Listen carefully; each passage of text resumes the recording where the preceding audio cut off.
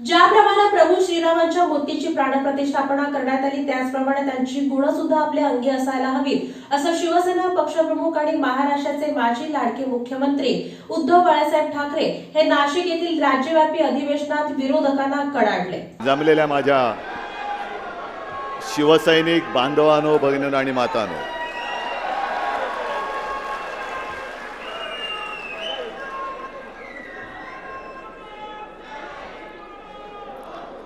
अन्यायाविरुद्ध लढण्यासाठी, ढोंगावरती लाथ मारण्यासाठी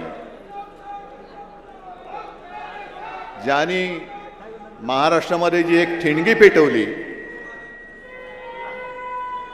त्या शिवसेना प्रमुखांचा आज जन्मदिवस आहे। साहजिकच आहे,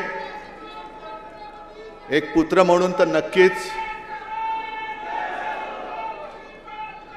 पण त्यांचा एक कट्टर कडवट शिवसैनिक म्हणून तुमच्या बरोबरीने मी त्यांना नम्र अभिवादन करत आहे।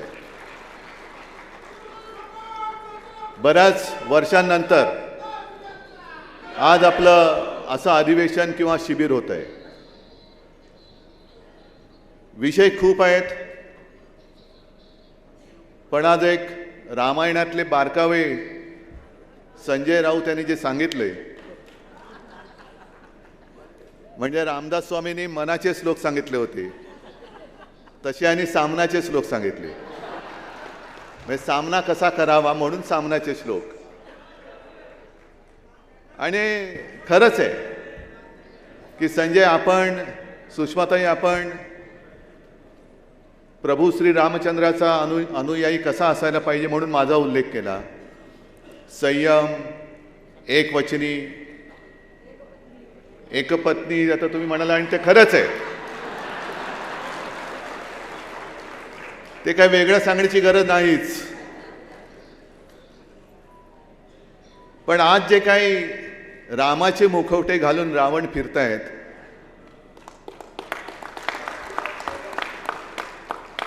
त्यांचे मुखवटे फाडायचे आहेत। त्यांचा अनुयायी, श्रीरामचंद्राचा अनुयायी म्हणून बरोबर आहे, पण मी बघत होतो माझी तुलना तुम्ही प्रभू रामचंद्राशी केली नाही, त्याच्याबद्दल तुम्हाला मी धन्यवाद देतो।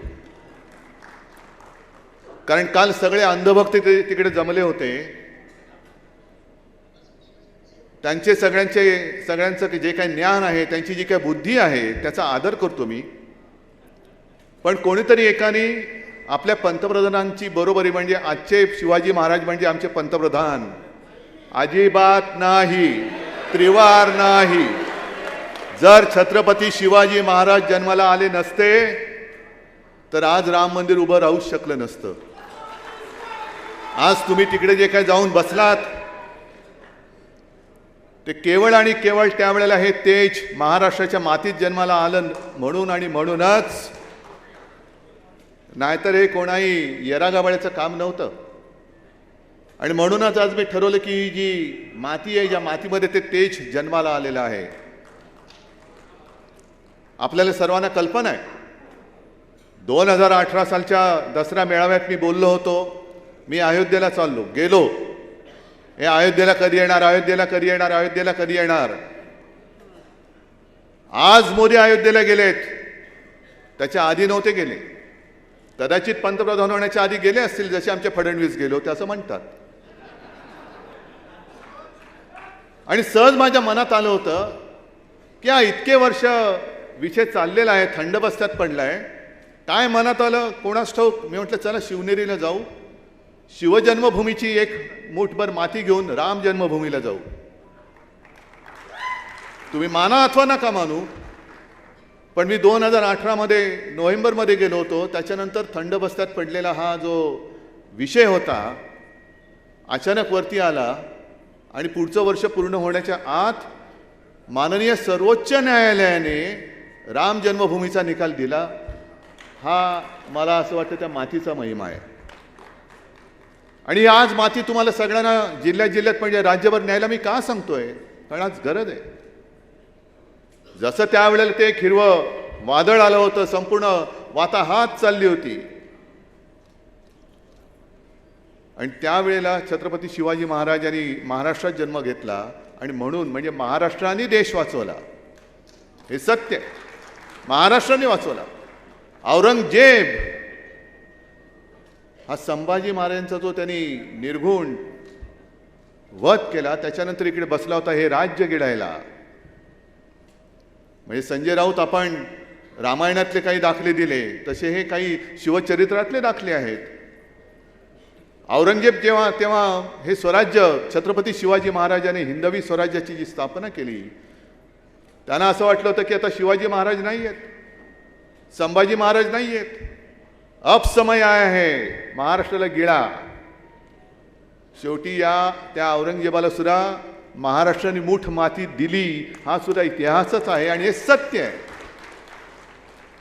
म्हणजे जो महाराष्ट्राच्या वरती आला त्याला महाराष्ट्राने मूठ माती दिलेली. अफजल खान आला त्याला सुद्धा मूठ माती दिली, औरंगजेब आला त्याला सुद्धा मूठ माती दिली. आणि आता हे जे म्हणतात रामाचे सगळे पुजारी, चांगली गोष्ट आहे. प्रभू श्रीरामचंद्र हे कोणत्याही एका व्यक्तीची किंवा एका पक्षाची मालमत्ता नाही. आणि जर तशी तुम्ही करत असाल तर आम्हाला सुद्धा भाजप मुक्त प्रभू श्रीराम करावा लागेल. भाजप मुक्त श्रीराम म्हणजे नुसतं जय श्रीराम नाही, भाजप मुक्त जय श्रीराम. काय चाललंय हे आज? म्हणजे ज्यांनी तुम्हाला तिथपर्यंत पोहोचवलं शिवसैनिक तुमच्या सोबत होते. बाकी मी त्या सगळ्या इतिहासात जात नाहीये. ते प्रदर्शन बघा काय काय, त्याच्यात स्वतः सुभाष देसाई सुद्धा होते. आणि आज आपल्या संध्याकाळच्या सभेमध्ये तेव्हा जे काही कारसेवक गेले होते त्यातले काही आजपर्यंतच्या सगळ्या वर्षांमध्ये आपल्यात ते नाही आहेत, आपल्यातनं निघून गेले, पण जे आहेत आणि इकडे येऊ शकले ते सुद्धा आज संध्याकाळी येणार आहेत. महेश्वर कोणी घ्यायचं? बरं घेतलं तर घ्या, माझं काहीच म्हणणं नाहीये. पण निदान प्रभू श्रीरामचंद्राचा एक तरी गुण तुमच्यामध्ये आहे हे तरी आम्हाला कळू द्या. एक तरी गुण. प्रभू रामचंद्र हे सत्यवचनी होते, एकवचनी होते. मग तुम्ही ज्या शिवसेनेने तुम्हाला त्या गादीपर्यंत पोहोचवलं त्या शिवसेनेला वचन मोडणारे तुम्ही रामभक्त कसे काय होऊ शकता? तुम्ही कसे काय होऊ शकता? आणि संजय तुम्ही जे सांगितलं की प्रभू रामचंद्रांनी काय काय केलं, का केलं, वालीचा वध का केला, आणि आपल्याला सुद्धा वालीचा वध का करावा लागेल? कारण त्यांनी आपली शिवसेना पळवलेली आहे. ज्यांनी माझ्या भगव्याशी प्रतारणा केली आणि आपल्या स्वतःची आपल्या हक्काची शिवसेना जो पळवणारे कोणी असतील, वाली असतील, आणखीन कोणी असतील, आणि त्यांचा कोणीही वाली असेल तरी त्याचा आम्ही राजकारणात वध केल्याशिवाय राहणार नाही. हा खरा निर्धार करा. हा खरा निर्धार करा. कारण आता सगळं राममय झालेलं आहे. पण जनतेचे प्रश्न तसेच आहेत. झाला कालचा इव्हेंट झाला, राम की बात हो गई, अभी काम की बात करो, अभी काम की बात करो. चलो हो जाने दो चर्चा. कामावरती चर्चा करा. तुम्ही 10 वर्षात काय केलं, 75 वर्षात काँग्रेसने काय केलं, तुम्ही 10 वर्षात काय केलं हे पहिले सांगा आता. कारण आज मी पेपरमध्ये वाचलं की आता समर्थ देशाला समर्थ करणं. मग 10 वर्ष काय अंडीभूत होतात? 10 वर्ष काय करत होतात? म्हणजे पहिल्या 5 वर्षामध्ये पंतप्रधान जगभर फिरत होते पण अयोध्येला गेलेले नव्हते. आता सुद्धा लक्षद्वीपला गेले, मणिपूरला गेले. बाकीचे विषय मी आज संध्याकाळी सांगणार आहे, ते बोलणारच आहे. मणिपूरला पण नाहीच गेले. मणिपूरला तर नाहीच गेले. मणिपूरला गेले नाहीत म्हणून मी म्हटलं ना बाकीचे विषय मी संध्याकाळी बोलणार आहे. पण हे आता जे विषय अरविंद सावंत यांनी मांडले, कामगार सगळा बेकार होतोय, म्हणजे सगळे नुसतं रामराम रामराम करायचं, रामराम करायचा देश जगाला. अंबादास जे बोलले, अंबादास तुम्ही म्हणालात की गेल्या वर्षभरात किंवा काही महिन्यात अमरावती जिल्ह्यात जवळपास 1100 शेतकऱ्यांनी आत्महत्या केल्यात. अमरावती जिल्ह्यात काय पीक विमा मिळाला, नुकसान भरपाई मिळाली, कोण देणार? नोकऱ्या मिळाल्या, 2 कोटी नोकऱ्या कुठे आहेत? मग हे जे काय असं सगळ्यांना भारावून टाकलं जातंय की कोणाला तरी पकडतात आणि यांच्यामुळे मला हक्काचं घर मिळालं. साफ झूट आहे. अजिबात नाही आहे. म्हणजे सगळी चॅनल्स मी त्यांना दोष देत नाही, कारण दबाव एवढा आहे की ते जे म्हणतील तेच दाखवावं लागतं. आणि आता सुद्धा मला कल्पना नाही, लाईव्ह दाखवत असतील किंवा काही ठिकाणी केबल सुद्धा बंद केले जातात. हे तुमचं रामराज्य. अरे हिम्मत असेल तर समोरासमोर मैदानात या ना, मग बघू कोण काय आहे ते. मैदानात या. पण आज जे माझे शिवसैनिक होय, मी माझे बोलतो कारण माझी ती वडिलोपार्जित संपत्ती आहे. होय, मी घराणेशाही असेन, पण माझी ही घराणेशाही घराण्याचा वारसा आहे. म्हणून हे सगळे शिवसैनिक मला वारसे हक्काने मिळालेले आहेत, चोरून मिळालेले नाही आहेत.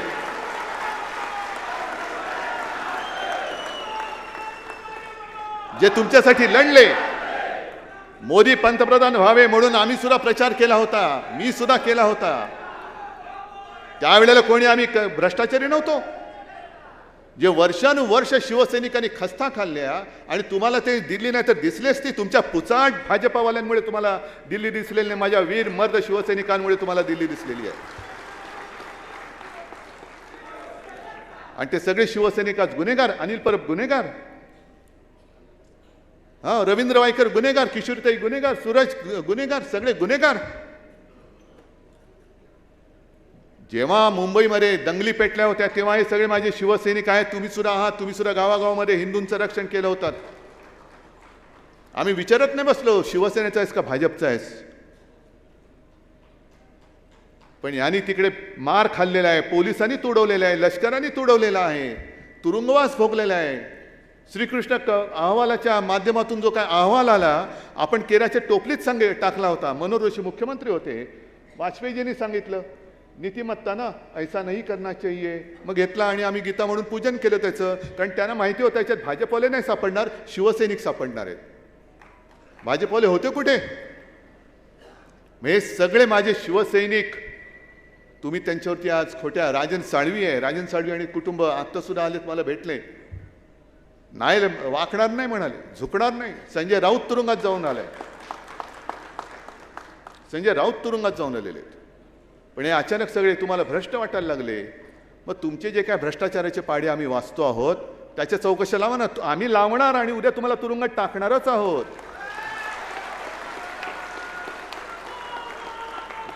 मुंबई महापालिकेचा घोटाळा काढतायत. मुंबई महापालिकेमध्ये घोटाळा झाला, करोना काळामध्ये घोटाळा झाला, काढा. ठाणे महापालिका काढा, पिंपरी चिंचवड काढा, पुणे काढा, नागपूर काढा. नवे माझं तर म्हणणं आहे पीएम केअर फंडाचा सुद्धा घोटाळा काढा.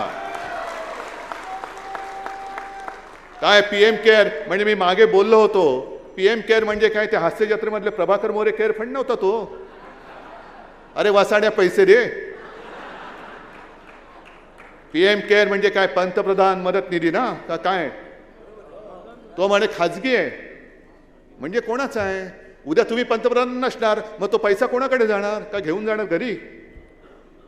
मग त्याच्यामध्ये हा काय लाखो करोडो रुपये तिकडे जे जमवलेत आणि ते कोणाकडे गेले त्याचा हिशोब पहिला द्या. मग माझ्या भ्रष्ट नसलेल्या शिवसैनिकावर तुम्ही भ्रष्ट बुद्धिवाल्यानो भ्रष्टाचाराचे आरोप करा. पण यांचा भ्रष्टाचार काढला तर एखाद दिवस बातमी चालली तर चालते, वरून दम आला की बंद होते. हे तुम्हाला करायचे. हे नुसते कलश घेऊन घागरी घुमतात तसं घुमत नाही बसायचं महाराष्ट्रामध्ये. महाराष्ट्र पेटवायचा आहे, महाराष्ट्र जागवायचा आहे. यांचे जे काही घोटाळे आहेत, अगदी महाराष्ट्रामध्ये आता जवळपास तो ॲम्ब्युलन्सचा, अरे काय नालायकानो तुम्ही, रुग्णवाहिका जी गरिबांना सेवा देणारी रुग्णवाहिका त्याच्यामध्ये 8,000 कोटीचा घोटाळा करतात. 8,000 कोटी. किशोरीताईंवरती काय आरोप? काय ते कसल्या बॅग? Body bag. अहो कॅगचा अहवाल आहे, जिथे जिथे भाजप प्रशासित राज्य त्या राज्यामध्ये करोनामध्ये जे मृत पावलेले आहेत त्या मृतदेहांवरती सुद्धा उपचार करून ह्या लोकांनी टाळूवरचं लोणी खाणारी अवलाद आहे. CAGचा रिपोर्ट आहे माझ्याकडे रिपोर्ट. काढीन काढायचं तर त्याचंही प्रदर्शन भरवा. एका बाजूला 8,000 कोटीचा घोटाळा करतायत, त्याच्याबद्दल प्रश्न विचारायचा नाही. तिकडे मृतांवरती उपचार करून म्हणजे ते जिवंत आहे असे दाखवून त्याचे पैसे तुम्ही काढताय. त्या घोटाळ्याबद्दल कोणी बोलायचं नाही. आणि अक्षरशः जीवावरती उदार होऊन माझ्या महाराष्ट्राने त्या करोनाशी लढा दिला, त्याचं कौतुक जागतिक पातळीवरती झालं. त्या माझ्या शिवसैनिक आणि माझ्या प्रशासनाला तुम्ही बदनाम करून टाकता. घोटाळ्याची सुरुवात तुमच्या PM केअर फंडापासून झालेली आहे, तिथून झालेली आहे. त्याचा तुम्ही हिशोब देत नाही. अरे स्वच्छ असाल तर हिशोब द्याल, स्वच्छच नाही तिकडे हिशोब कसला देणार तुम्ही? आणि हे ईडी बीडी सगळ्या त्यांचे जे घरगड्यासारखे जे राहत आहेत, त्यांचे काही घरगडे आमच्याकडे पण द्या. आम्ही सांगतो त्यांच्यावरती धाडी टाका. आम्ही सांगतो त्यांना तिकडे जा आणि धाडी टाका. आणि केवळ महाराष्ट्रामध्येच नाहीये, अगदी आपल्या बाजूला कर्नाटकामध्ये आता तिकडे काँग्रेसची सत्ता आली, तिकडे त्यावेळेचे जे भाजपचे मंत्री होते, बसवराज पाटील का काहीतरी नाव आहे त्यांचं, त्यांनी सांगितलेले, त्यांच्यावरती कोणीतरी काय आक्षेप घेतला, आरोप केला, त्यांनी भाजपला आव्हान दिलं, याद राखा मला नोटीस पाठवली तर मी तुमचे 40,000 कोटीचे घोटाळे बाहेर काढीन. काय उखडलं तुम्ही बसवराज पाटलांचं? त्यांनी सांगितलं की हे मास्क आणि किती किमतीचे किती किमतीला विकत घेतले, आणखीन काय काय होतं आणि त्या किती किमतीला विकत घेतलं. मग काढा देशाची चौकशी करा, संपूर्ण देशाची, काश्मीरपासून कन्याकुमारीपर्यंत कोरोनाची चौकशी करा, आमची तयारी आहे. पण तुम्ही जे सिलेक्टेड चाललेले आहे की अगदी सुद्धा आता सुरतच्या याच्या बाबतीत सुद्धा कंपनी आहे, त्या कंपनीतले त्या गटात गेले, मिंदे झाले, त्यांना सोडलं, आणि जो सूरज ताठ मानेने आपल्या शिवसेनेत राहिला त्याला तुम्ही तुरुंगात टाकताय. हे सुद्धा मी जनता न्यायालयात घेणार आहे. हे जे काही यांचे बुरखे आहेत ना, ते मध्ये एक ते टीव्हीवरती आलं होतं, तो तोतला कोण, तसं यांना जनतेच्या न्यायालयात करायचंय, तसं यांना जनतेच्या न्यायालयात करायचंय. म्हणून आजचं हे अधिवेशन आहे, नुसतं मला सत्ता पाहिजे, मला सत्ता पाहिजे नाही, मला माझ्या देशाला, माझ्या महाराष्ट्राला जगवायचं आहे, टिकवायचं आहे. आणि पुन्हा सांगतो, जे जे महाराष्ट्रावरती चालून आले त्यांना कसं गाडून टाकणारा महाराष्ट्र आहे, त्याचा पुन्हा इतिहास मला लिहायचा आहे. हे म्हणे काँग्रेस सोबत गेले, हिंदुत्व सोडलं, काँग्रेस सोबत गेले, शिवसेनेची काँग्रेस झाली. अरे 30 वर्ष भाजप सोबत राहून आम्ही निर्लज्ज भाजपवाले नाही झालो तर काँग्रेसवाले काय होऊ?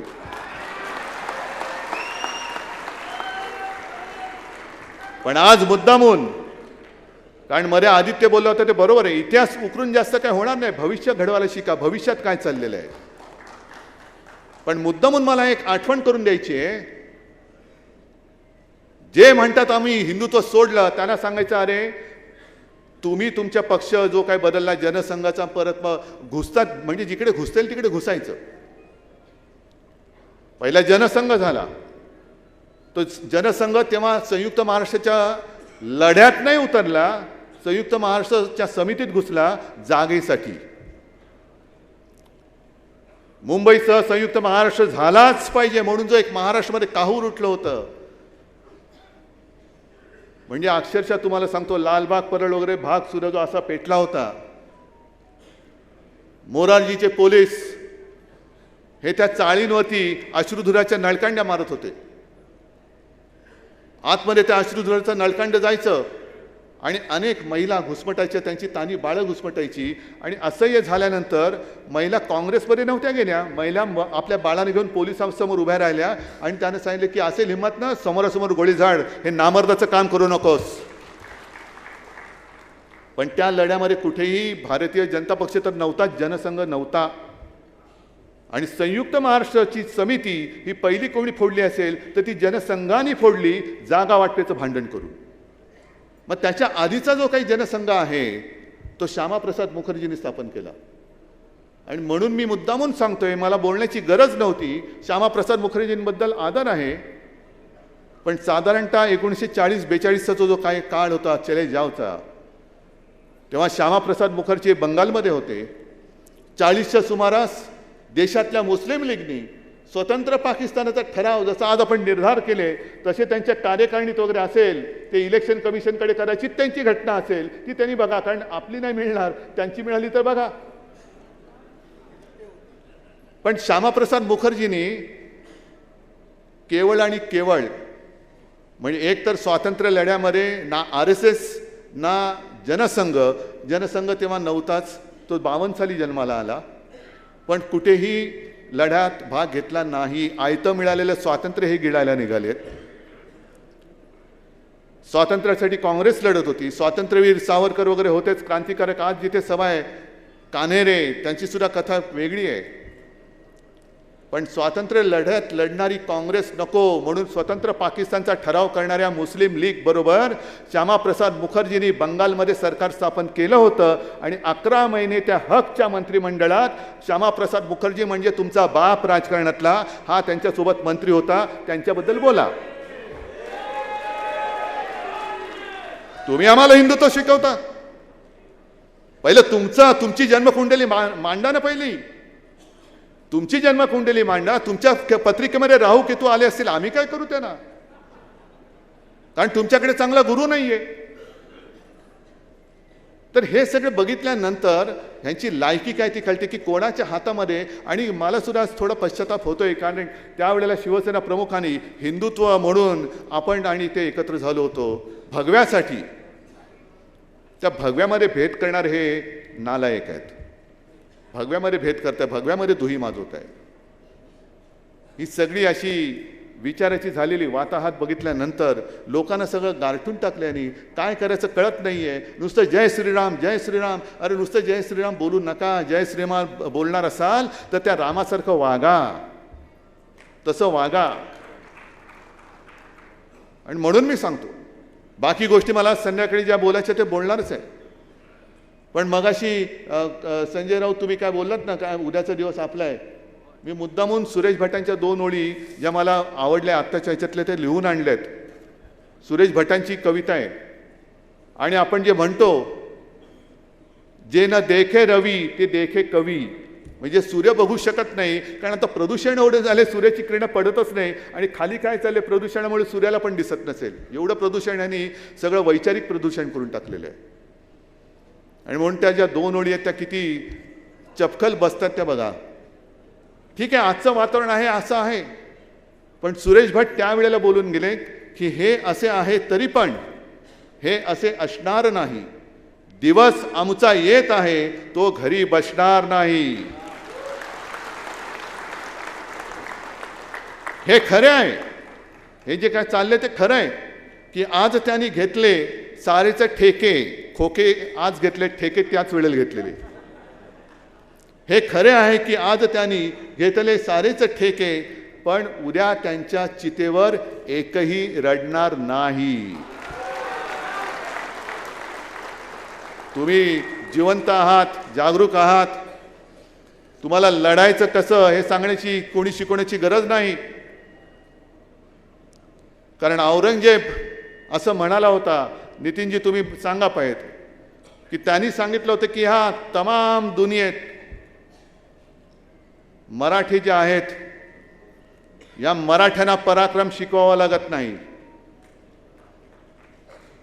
या मराठ्यांना पराक्रम शिकवावा लागत नाही. इथे तर गवताला सुद्धा भाले फुटतात. पण आता गरज आहे ती त्याच्या पुढच्या वाक्याची. जे भाजप करतंय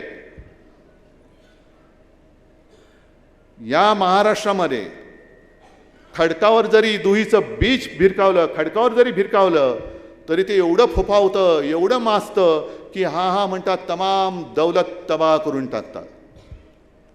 तेच भाजप आज करते. हे जे गवताला आज भाले फुटलेले आहेत, एकच लक्षात घ्या, भाजप जी नीती करते तोडा फोडा आणि राज्य करा ही काँग्रेसची इंग्रजांची नीती, तीच भाजप पुढे चालू ठेवते. जेव्हा श्यामाप्रसाद मुखर्जींनी मुस्लिम लीग बरोबर तेव्हा सरकार स्थापन केलं होतं त्याच वेळेला चले जाओ ही जी काय चळवळ होती तेव्हा महात्मा गांधींनी जे एक दिला होता नारा चले जाओ, ती पश्चिम बंगालमध्ये कशी चिरडली पाहिजे याच्यासाठी सुद्धा त्यांनी तेव्हाच्या गव्हर्नरला पत्र लिहिलं होतं.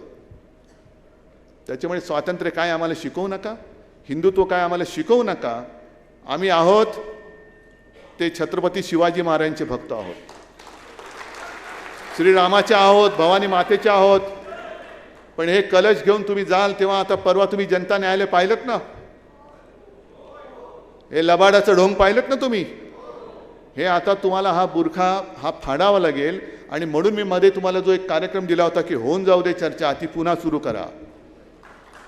आणि त्या चर्चेला सुरू करताना हा जो पवित्र कलश आहे ती नुसती माती नाही आहे, ते प्रेरणेचं एक मोठं स्थान आहे, त्याच्यामध्ये त्या छत्रपती शिवरायाच्या तेजाचे अंश आहेत, कण आहेत, ते महाराष्ट्रामध्ये घेऊन जा आणि पुन्हा महाराष्ट्राला पेटवा एकदा. आणि त्यांना जर का वाटत असेल की ते म्हणजे देश, ते म्हणजे प्रभू रामचंद्र, पण ते म्हणजे छत्रपती शिवाजी महाराज होऊ शकत नाही, आम्ही होऊ देणार नाही, अजिबात नाही. आणि म्हणून महाराष्ट्र लढणार पण देश जिंकणार. महाराष्ट्र लढणार पण देश जिंकणार. आमची लढाई केवळ शिवसेनेसाठी नाही, आमची लढाई केवळ महाराष्ट्रासाठी नाही, तर आमची लढाई ही माझ्या देशासाठी म्हणजे माझ्या भारत मातेसाठी आहे. भारत माता पुन्हा तेव्हा परक्यांच्या त्या जोखडातून मुक्त केली, त्यांचेच वंशज आम्ही आहोत. तुमचा वंश वेगळा असेल कारण तुम्ही स्वातंत्र्य लढत नव्हतात, पण तोच शेतकरी त्या लढ्यामध्ये जो उतरला होता, त्या माणसांची आज हे वंशज आहेत. म्हणून पुन्हा भारत माता भले आमचे स्वकीय जरी असले तरी तुमच्या जोखडात आम्ही तिला अडकू देणार नाही. हा एकच निर्धार करा आणि परत संध्याकाळी भेटूया. जय हिंद, जय महाराष्ट्र.